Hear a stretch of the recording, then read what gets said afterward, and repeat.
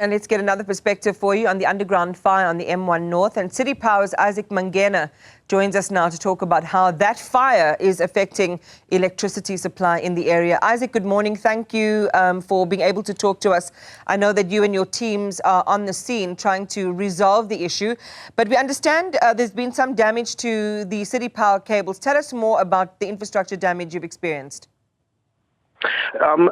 Good morning, Iman, and thanks for having us.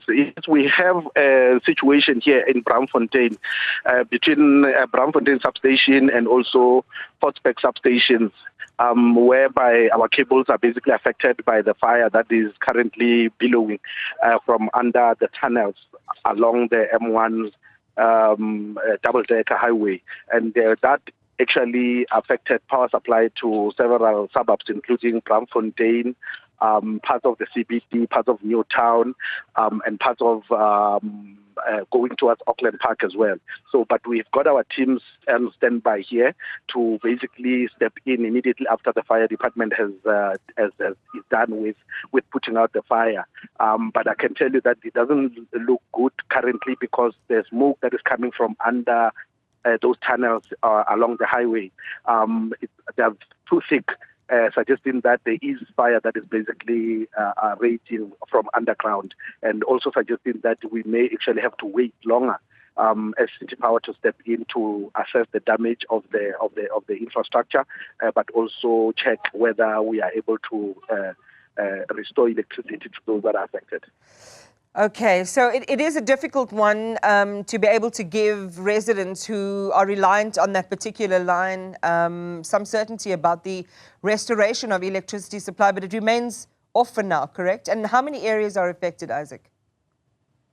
As I mentioned, we've got most parts of the CBD, not all of it, at least until Bree and the Bank City area. We've got Braamfontein, the whole of Braamfontein is affected, and also we've got parts of Newtown, part of Potspec, and parts of Braamfontein, going towards Braamfontein.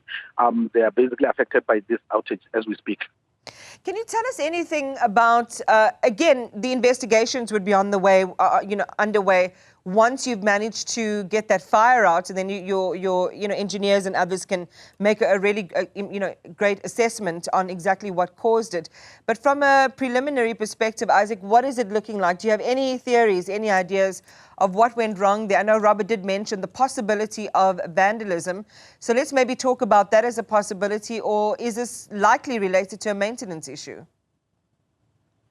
We are suspecting vandalism as one of the causes of this fire, because before the fire basically started growing, there was an outage. So it basically electricity went off, and upon investigation we realized that there is fire that has basically started, and that's when we called emergency services to come and assist so that we can ascertain that it is indeed vandalism. But as you know, and we have been on this show and others to indicate the gravity situation that we're in of vandalism and theft of our infrastructure, which has really caused most of the outages that we're dealing with within the city of Johannesburg because of the same issue. And even with this one, we do not suspect. We suspect that there could have been that level of vandalism that happened, and we will investigate, of course, immediately after we're given the go-ahead by the emergency services after putting out the fires.